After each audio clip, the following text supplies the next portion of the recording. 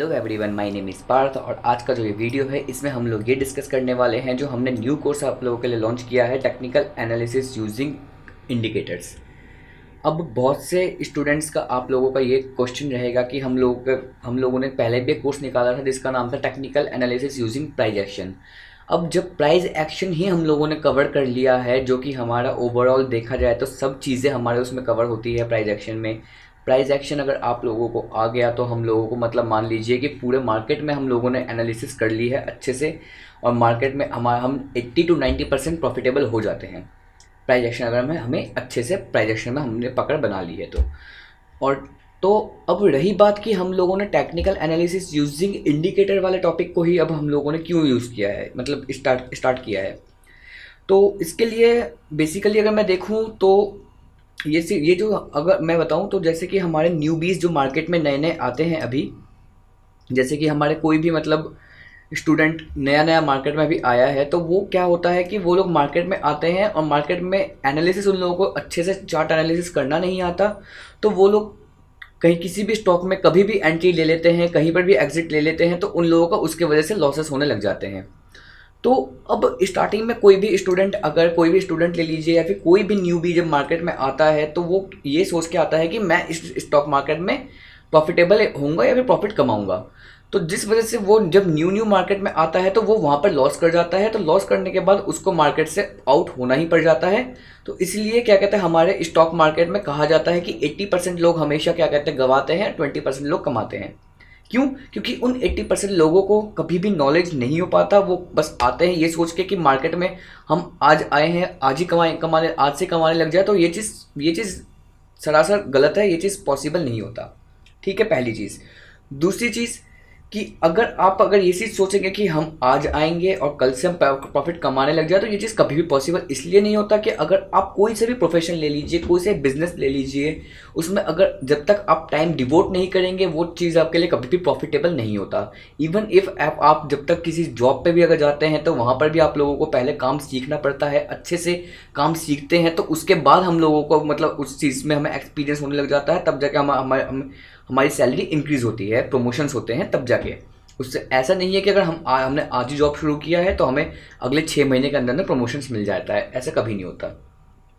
तो stock market भी हमारे लिए एक देखा जाए तो सिर्फ और सिर्फ एक प्रॉफिटेबल बिजनेस है। अगर हम इसको अच्छे से एनालिसिस करना सीख गए तो ये एक बहुत ही अच्छा, बहुत ही बेटर प्रोफेशन है, बहुत ही अच्छा एक प्रॉफिटेबल बिजनेस है।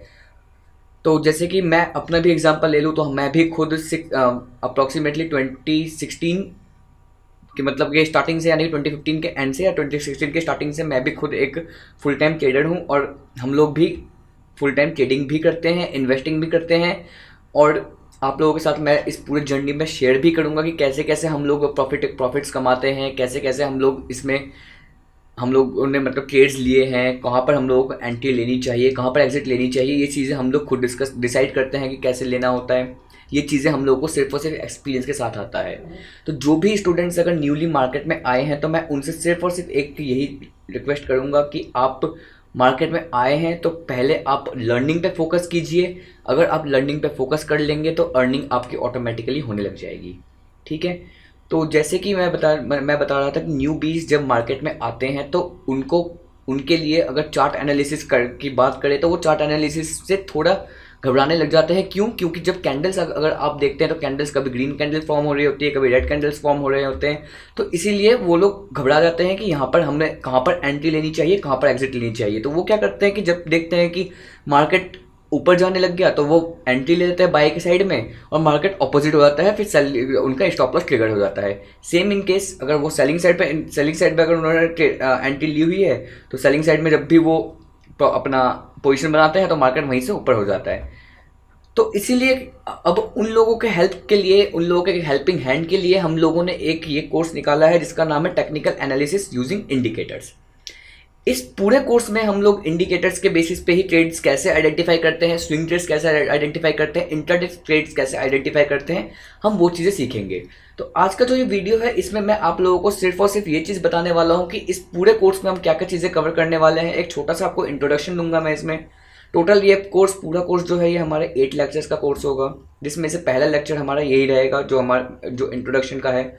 इस इंट्रोडक्शन में मैं आप लोगों को बताऊंगा कि टेक्निकल एनालिसिस क्या होते हैं, इंडिकेटर्स क्या होते हैं, कितने टाइप्स के इंडिकेटर्स होते हैं, कौन कौन से इंडिकेटर्स होते हैं जो हम लोगों को मार्केट में यूज़ करना चाहिए। तो वो सब चीज़ें हम इसमें कवर करेंगे। तो आइए टाइम वेस्ट किए बिना अब हम अपने टॉपिक पे आते हैं, टेक्निकल एनालिसिस यूजिंग इंडिकेटर्स।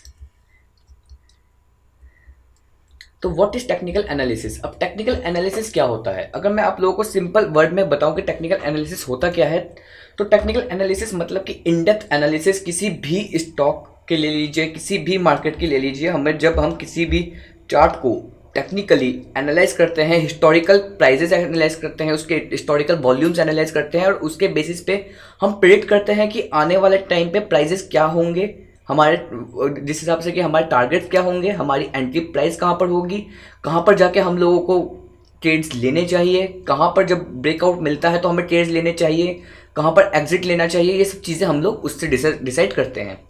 ठीक है, तो उस चीज़ों को जब जब हम इस चीज़ को एनालाइज करके, प्रॉपर एनालाइज करके जब हम इसका डिसीजन लेते हैं तो उस चीज़ को कहते हैं टेक्निकल एनालिसिस। अब इंडिकेटर्स, टेक्निकल इंडिकेटर्स क्या होते हैं, अगर मैं अगर शॉर्ट फॉर्म में कहूँ कि टेक्निकल इंडिकेटर्स क्या होते हैं, जब भी मैंने आप लोगों को ये बताया कि टेक्निकल एनालिसिस हम करते हैं, चार्ट्स को एनालाइज करते हैं, उनके हिस्टोरिकल डेटास को देख के, उनके हिस्टोरिकल प्राइजेस को देख के, उनके हिस्टोरिकल वॉल्यूम्स को देख के, उनके हिस्टोरिकल ओपन इंटरेस्ट को देख के, और हम आने वाले टाइम के लिए उनके टारगेट्स या फिर उनके प्राइजेस जब हम डिसाइड करने लग जाते हैं तो उसको टेक्निकल एनालिसिस कहते हैं। और उसी टेक्निकल एनालिसिस को हमें जब हम सिंपल फॉर्म में बनाना चाहते हैं, सिंप्लीफाई करना चाहते हैं, तो उसको हम यूज़ करने के लिए इंडिकेटर्स का यूज़ करते हैं। और इंडिकेटर्स के यूज़ को ही कहते हैं हम लोग टेक्निकल एनालिसिस यूजिंग इंडिकेटर्स। जब हम कोई भी इंडिकेटर यूज़ करते हैं, यानी कि वो इंडिकेटर हमारे लिए इंडिकेट देता है हमें कि यहाँ पर मार्केट में एंट्री बनता है या फिर मार्केट में यहाँ पर एग्जिट बन रहा है, और प्राइजेस हमारे इस पॉइंट ऑफ मतलब इस पॉइंट ऑफ टाइम या फिर इस पॉइंट ऑफ टाइम पे हमारे इतने तक जा सकता है हमारा प्राइस। तो उस चीज़ को जब हम एनालाइज करते हैं किसी भी एक इंडिकेटर के थ्रू, मतलब कि किसी भी एक हेल्पिंग हैंड बोल लीजिए या फिर किसी भी एक इंडिकेटर्स के थ्रू जब हम उसको एनालाइज करने लग जाते हैं, तो उसको इंडिकेटर्स में ही हम लोग मतलब काउंट करने लग जाते हैं।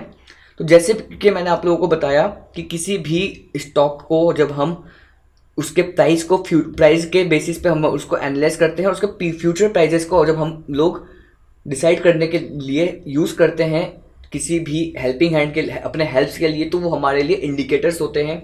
जैसे कि अगर मैं एग्जांपल्स लूँ कि इंडिकेटर्स के लिए हमारे पास क्या क्या हो जाता है, तो एक तो हो जाता है आपका रिलेटिव स्ट्रेंथ इंडेक्स, जिसको हम RSI कहते हैं, मूविंग एवरेज, स्टोचस्टिक्स, और आपके मूविंग एवरेज कोवर्जेंस डाइवर्जेंस, जिसको हम MACD कहते हैं, और बॉलिंजर बैंड्स। ये हमारे कुछ इंडिकेटर्स हो जाते हैं जो कि आने वाले टाइम में जो हम पूरे इस चीज़ में एक एक करके टॉपिक्स उठाएंगे और हम लोग डिस्कस करते जाएंगे कि कैसे इसमें हम लोगों को ट्रेड्स लेना होता है, इनके कैलकुलेशंस कैसे होती है, हमें क्या कहते हैं किस टाइम पीरियड पे इनको यूज़ करना चाहिए, कब यूज़ करना चाहिए, वो सब चीज़ें हम इसमें डिस्कस करेंगे।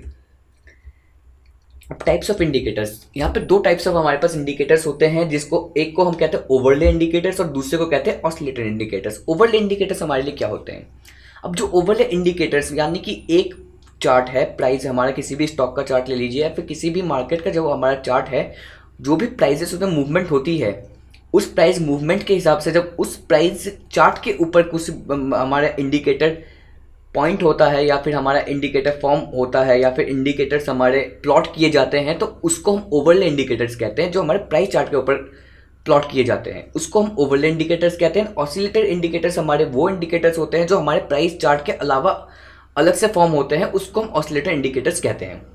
ठीक है, तो मैं आपको एक बार एग्जांपल दिखा देता हूँ कि ऑसिलेटर इंडिकेटर्स कौन से होते हैं और हमारे ओवरले इंडिकेटर्स कैसे मतलब आइडेंटिफाई करते हैं, वो एक बार मैं आपको बता देता हूँ। ठीक है,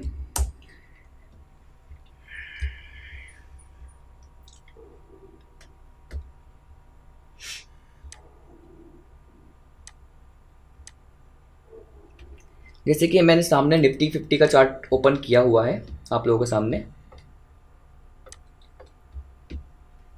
टाइम फ्रेम भी आप लोग देख पा रहे होंगे इसमें।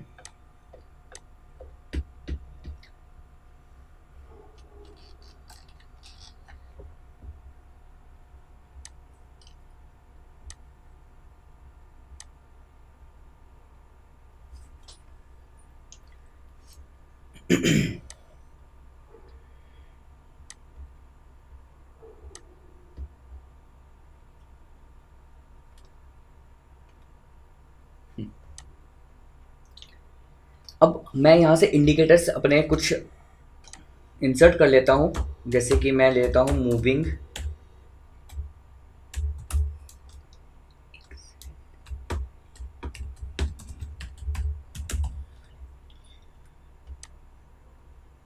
जैसे मैंने मूविंग एवरेज ले लिया। अब आप देख सकते हैं कि मूविंग एवरेज जो कि प्राइस चार्ट, इसको हम पूरे को चार्ट को कहते हैं प्राइस चार्ट कहते हैं, जिसमें कैंडल्स हमारे फॉर्म हो रहे होते हैं।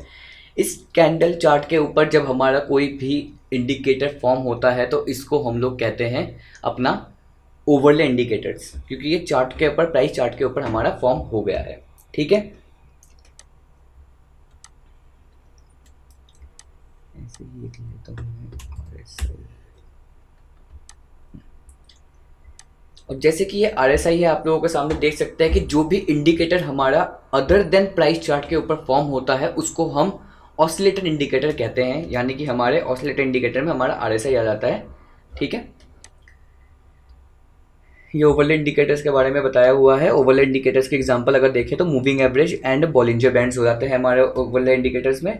और ऑसिलेटर इंडिकेटर्स में हमारे के बारे में हमने ये बताया हुआ है, उसमें हमारे एग्जांपल्स आ जाते हैं, जो कि आप उसमें एग्जांपल आ जाता है पर स्टैटिस्टिक्स ऑसिलेटर हो जाता है, MACD हो जाता है और RSI हो जाता है।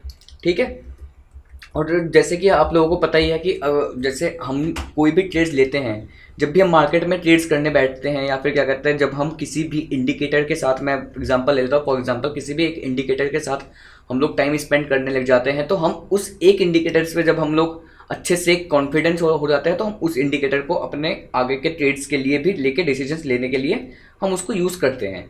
तो बहुत सारे ट्रेडर्स ऐसे होते हैं कि जो उस इंडिकेटर्स को, जैसे मान लीजिए फॉर एग्जांपल कोई अगर मूविंग एवरेज के हिसाब से ट्रेड लेता है तो वो मूविंग एवरेज के हिसाब से लॉन्ग टर्म ट्रेड्स लेने लग जाता है, तो उसको कॉन्फिडेंस बिल्ड हो जाता है कि हाँ मैं मूविंग एवरेज के बेसिस पे हम लोग ट्रेड्स ले सकते हैं। तो जब वो मूविंग एवरेज के ऊपर ट्रेड लेने लग जाता है तो वो और किसी इंडिकेटर पे रिलाई नहीं कर सकता। क्यों? क्योंकि अगर देखा जाए तो मार्केट में थाउजेंड्स ऑफ इंडिकेटर्स होते हैं, बहुत सारे इंडिकेटर्स होते हैं मार्केट में। अब सब में ही हम लोग सबको ही रख के अगर हम लोग ट्रेड्स लेने लग गए तो हम लोगों के पास बहुत मतलब टाइम भी शॉर्टेज हो जाता है। प्लस हम लोग सारे इंडिकेटर्स को अगर एक एक करके हम अप्लाई करके अगर देखते रहे कि नहीं आज ये सक्सेसफुल नहीं हुआ, कल ये सक्सेसफुल नहीं हुआ, तो हम चलो इंडिकेटर्स चेंज कर लेते हैं। ऐसा नहीं करना चाहिए। अगर ऐसा करने लग गए अगर हम लोग, तो कहीं ना कहीं हम लोग मार्केट में से आउट होने के कगार पे आ जाते हैं, क्योंकि हमारे पास इतना टाइम नहीं होता कि हम एक एक करके थाउजेंड्स ऑफ इंडिकेटर्स को बैक टेस्टिंग करते रहें, उनको लाइव मार्केट्स में टेस्ट करते रहें और उसके बेसिस पे हम लोग ट्रेड्स लेते रहें, और आगे जाके भी वो हमें कहीं ना कहीं फिर दिक्कत देने लग जाती है।